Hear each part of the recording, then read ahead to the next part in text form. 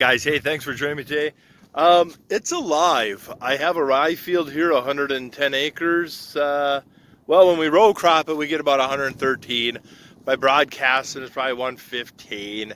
Clean up a little trees and do a little tile to fill in some ditches, and you'd have a beautiful 130 acres in one field here. Awesome piece. So this spring, look behind me, it's green, all the green. As far as you can see, it's green, it's getting better. So all spring I'd come out here and I'd check a rye seed and it would pop like a pimple. It'd be just pussy and it'd pop. And I'm like, oh, okay, this field is dead.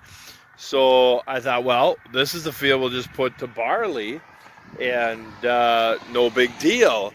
And then last weekend I drove by and it's green out here, and you're just like, what the crap? And I tipped me over with a feather. And it's been froze a couple times since it came up, so it should vernalize good. I'll spin the camera around here, but it might be some thin in some spots. But this field right behind the rye, we'll seed in a bunch of clover and oats and annual grasses for a fast growth, and some perennial grasses with some clover to amend this soil, because this soil, it's got great potential, but it needs some healing. And I'll spin the camera around. Yeah, I don't know how well it's going to show up on camera, but you know, it varies from 30-40 pounds an acre to 100 pounds an acre of seed that actually made it. And I mean, right here, look how nice and green that is. That back 50 through that little opening, that back 50, that's coming in like a dang carpet. Yeah, we won't acknowledge the streak there. The joys of farming.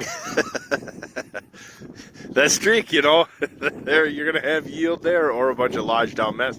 So this little back piece here, it's about you kind of see the grass and stuff. You see that ditch right there, and a little piece north. That's maybe like a 6 or 7 acre parcel. That it might be a little thin, but whatever. I think for right now, there's more money in a poor rye crop because of the straw than there is dinking around trying to make beans and corn out of it, unless I could get some if I can still keep working that deal for nutritious high protein and high oil beans, then maybe I would do something. But for the most part, we'll just let her go. And yeah, this will be a nice piece. And then there's a change of field, so we're just going to go up the road to the end of this field and hang a left, and just a mile up is another field. So we'll talk about a change of plans.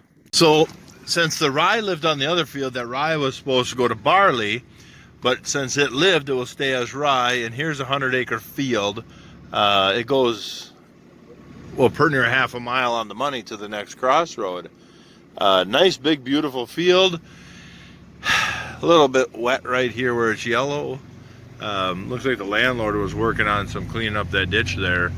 But yeah, so then this field and the one right behind the cattle across the road, there's the cattle, and right behind them there's a little bit of green in the background. That's another 40. And so we'll put this 140 into barley then, and not put it to corn production. So we just kind of adapt and move around depending what the year throws at us and what Mother Nature does. That's one great part about soil health, is the adaptability. And if the corn market was there, let's say corn was $5, well, then this would be in corn. But corn is at $2.50, so this is not going to be in corn. And to take 140 acres out of corn production, I think this year any corn and soybeans left in the bag is a good place for them. But I still have to put some corn in. I enjoy corn even if it's a loss. Ha! I don't know. See a little better behind the cows. all that green back there. That'll make a nice patch. And them are my landlord's cattle, and by golly, I might have to buy them cattle from him someday if he retires.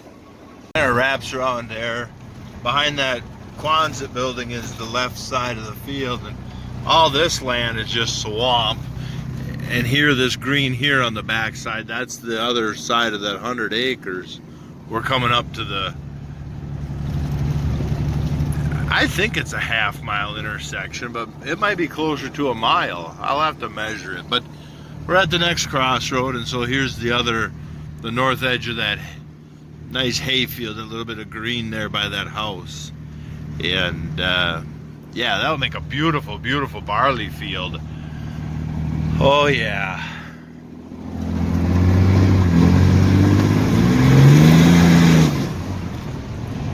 Oh. And another little beef guy. Good looking cow. Little steers there.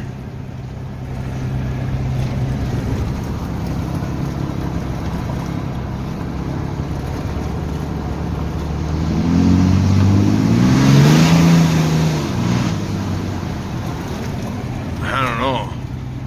Seems to be running fine to me.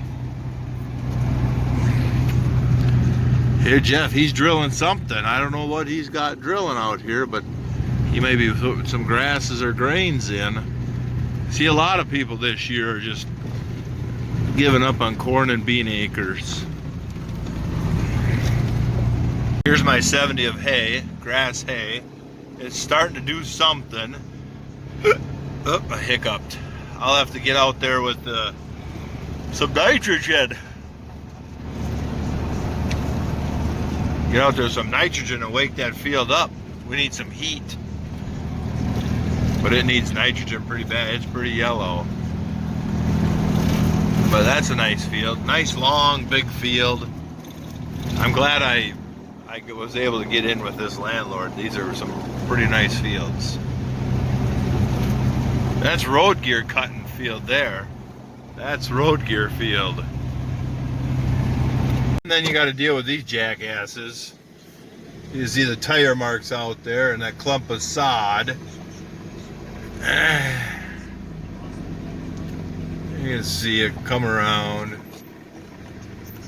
Pieces of shit. I'd like to find them and then take the Cadillac and go into their front lawn and spin a donut and see how they like it.